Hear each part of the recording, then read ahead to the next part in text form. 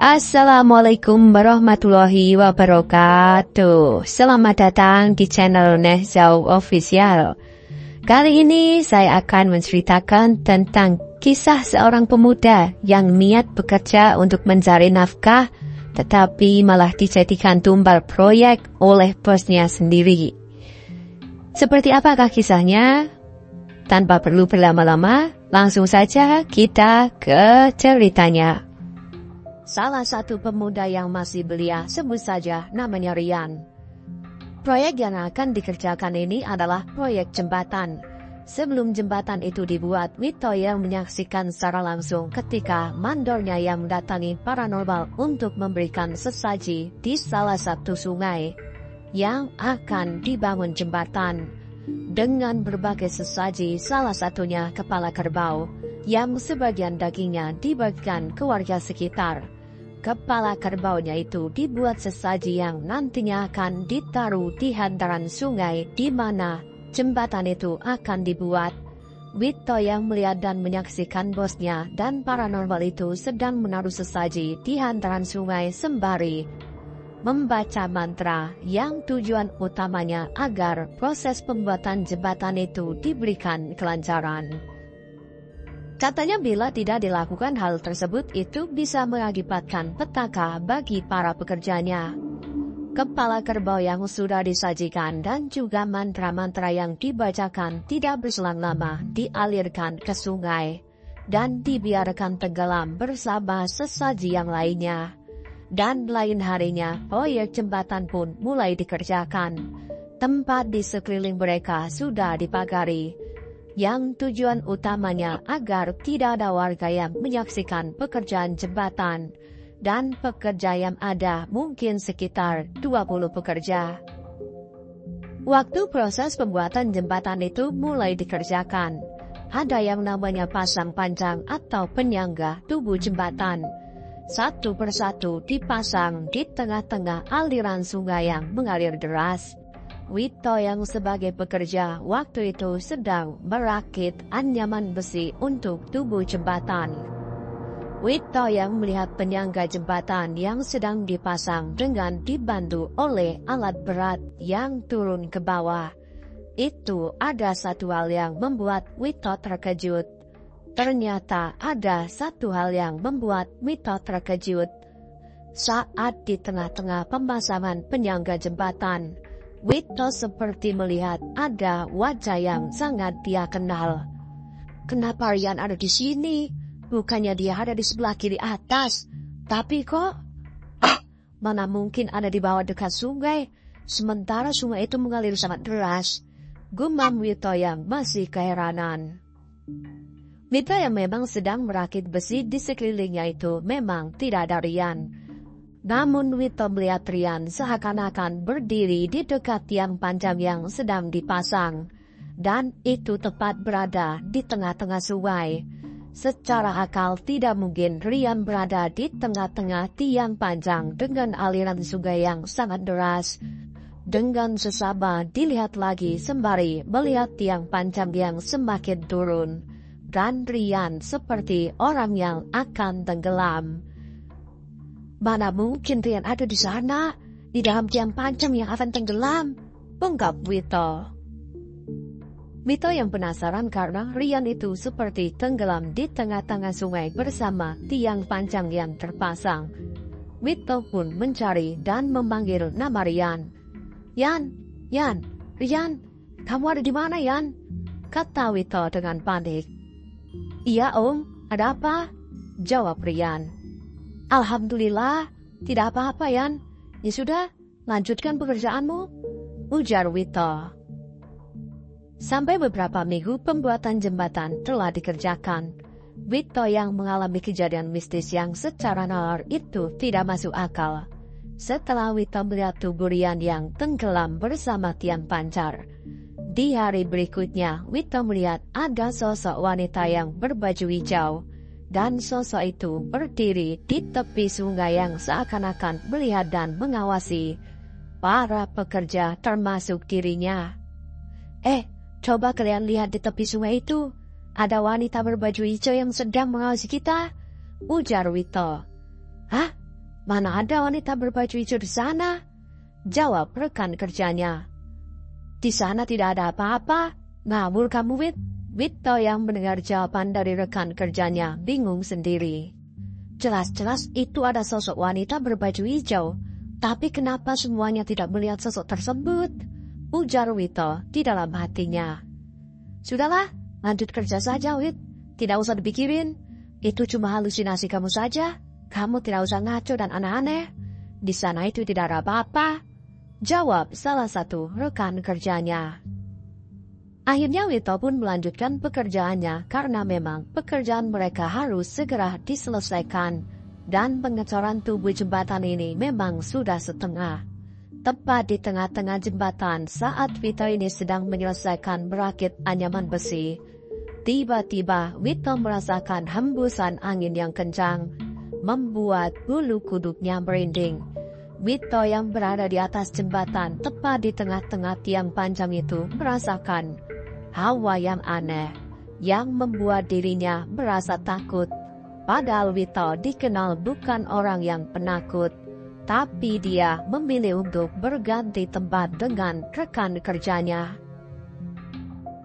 Kang, kamu pindah sini, gantian dengan aku, ujar Wito. Loh, memangnya kenapa, Kang? Jawab rekan kerjanya.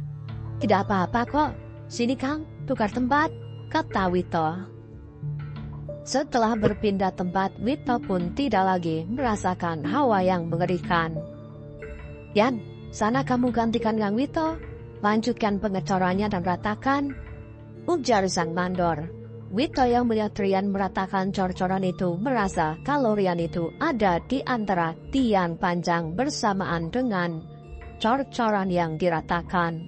Dan Wito melihat seperti ada kaki Rian yang tenggelam dengan cor-coran itu. Wito yang melihat itu tidak percaya sama sekali, karena pada kenyataannya Rian masih memakai sepatu, masih bisa berjalan dan masih bekerja seperti biasanya. Yan, kamu merasa merinding tidak di tengah-tengah itu? Tanya Wito. Saya tidak merasakan apa-apa, Om. Di sini biasa-biasa saja. Memangnya kenapa, Om? Tanya balik Rian. Ya syukurlah kalau kamu tidak merasa. Ya sudah, lanjutkan pekerjaanmu, jawab Wito. Semenjak melihat Rian yang tenggelam bersama tiang panjang dan melihat sosok wanita berbaju hijau, perasaan Wito semakin gelisah, tidak tenang seperti akan terjadi sesuatu. Wito juga merasakan hawa yang aneh yang membuat seluruh tubuhnya merinding. Esok harinya, Wito yang sedang membereskan sebagian bahan bangunan tidak sengaja melihat tengkorak yang tertimbun di bawah bahan bangunan. Tidak hanya tengkorak saja, tapi juga ada sepasang pakaian yang berlumuran darah. Setelah dilihat secara jeli, sontak saja Wito terkejut. Loh, ini kan pakaian yang kemarin Rian pakai. Kok tertimbun di sini? Dengan keterkejutannya dan juga kebingungannya, Wito berpikir keras. Apa maksud dari semua ini? Wito mencoba berpikir positif dan tetap tenang. Kemudian Wito pun melanjutkan pekerjaannya. Namun saat tepat di tengah-tengah tiang panjang yang sedang dicor, karena memang ada 3 tiang panjang yang dipasang yang tujuannya agar jembatan itu bisa melengkung. Lagi dan lagi Wito melihat sosok Rian yang berada di bawah tiang panjang dengan baju yang seperti berlumuran darah. Astagfirullahaladzim, kenapa ini?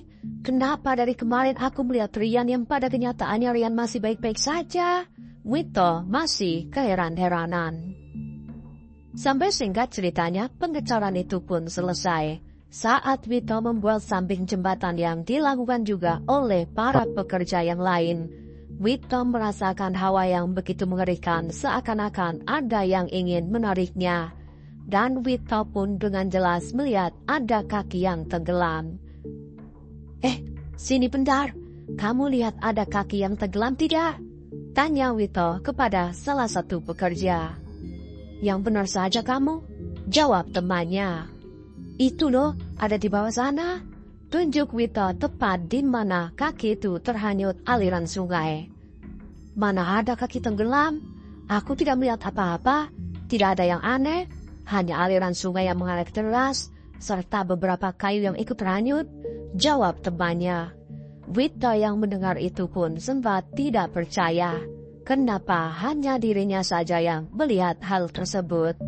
Sudahlah, ayo kita lanjut kerja, ajak temannya.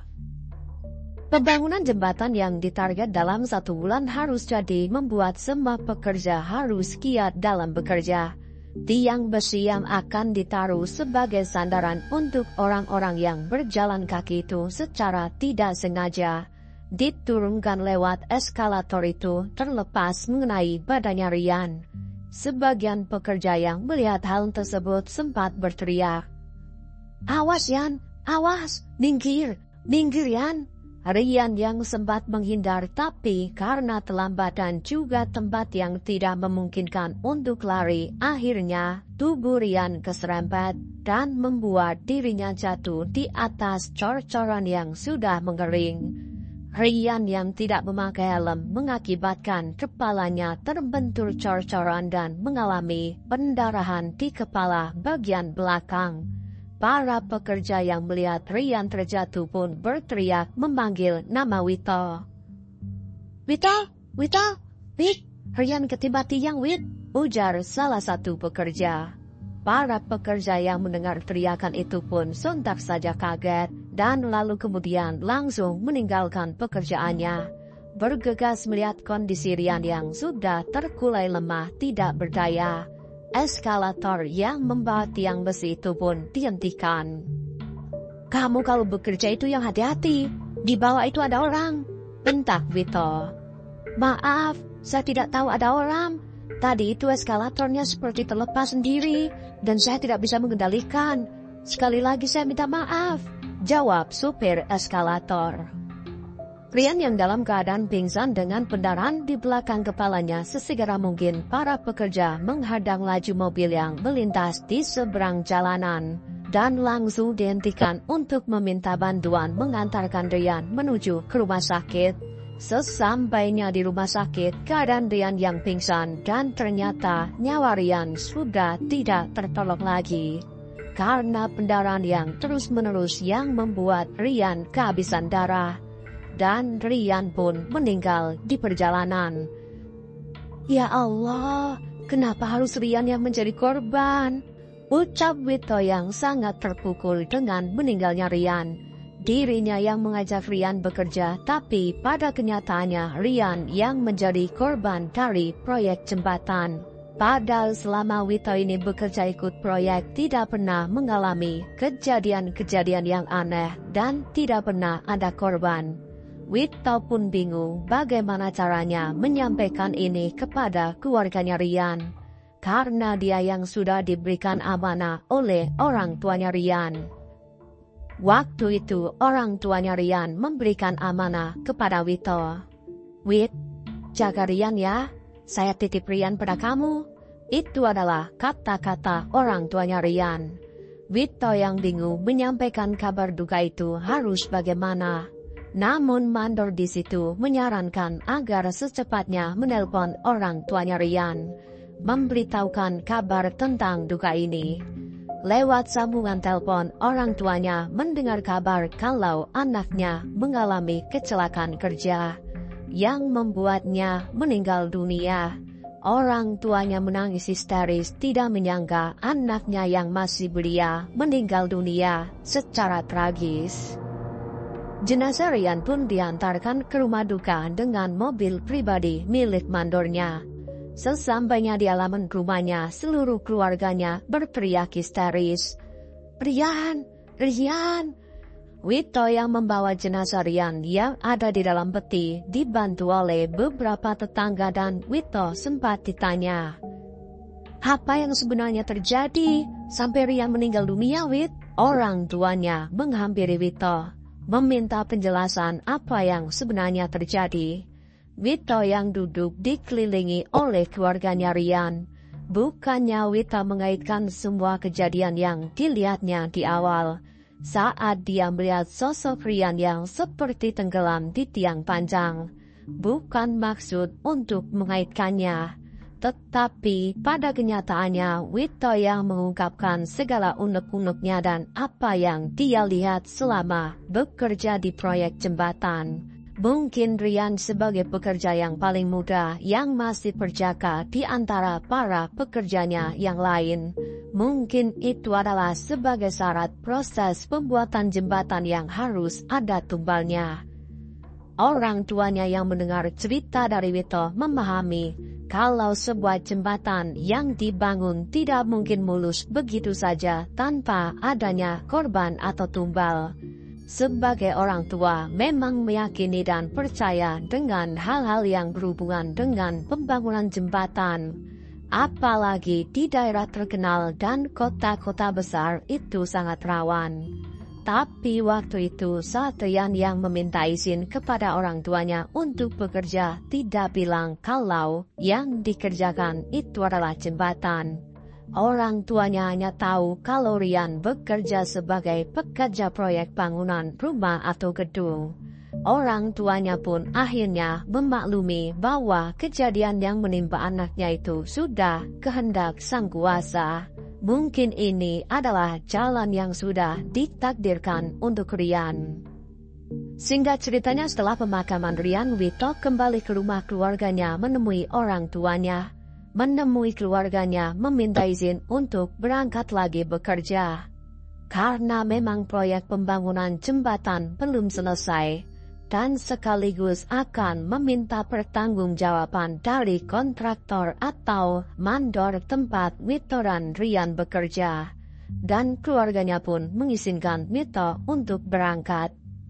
Sesampainya di sana, di tempat kerja itu hampir 100% selesai. Tinggal pagar saja yang mengelilingi jembatan itu dilepas.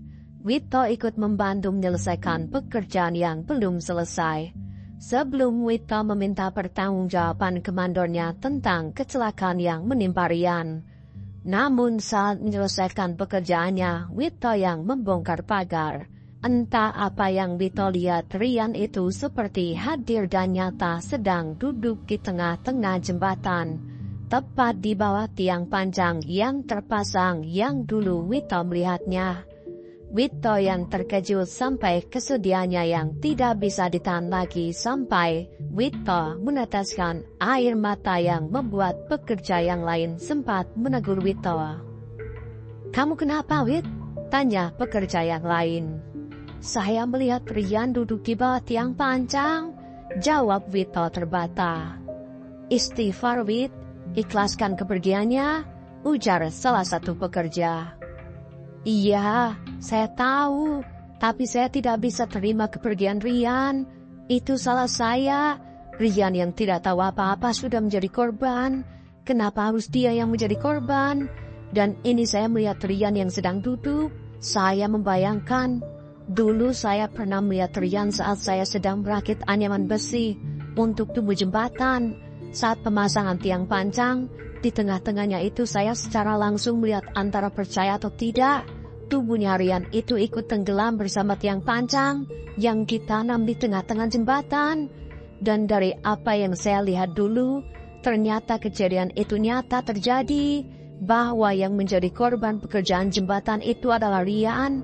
Kepala kerbau yang disajikan itu hanyalah simbol, tapi pada kenyataannya, manusia yang dijadikan korban, dijadikan tumbal," ujar Wito menjelaskan. "Astagfirullahaladzim, sadar Wit, sadar," kata temannya. "Iya, saya sadar," jawab Wito. "Ya sudah, ayo kita lanjut kerja," ajak temannya. Akhirnya Wito pun melanjutkan pekerjaannya sampai selesai.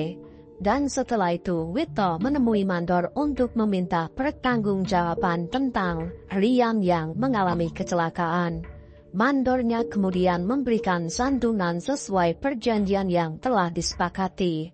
Setelah pekerjaan itu selesai, Wito dan beberapa rekannya yang satu kampung pulang menuju ke rumah Rian.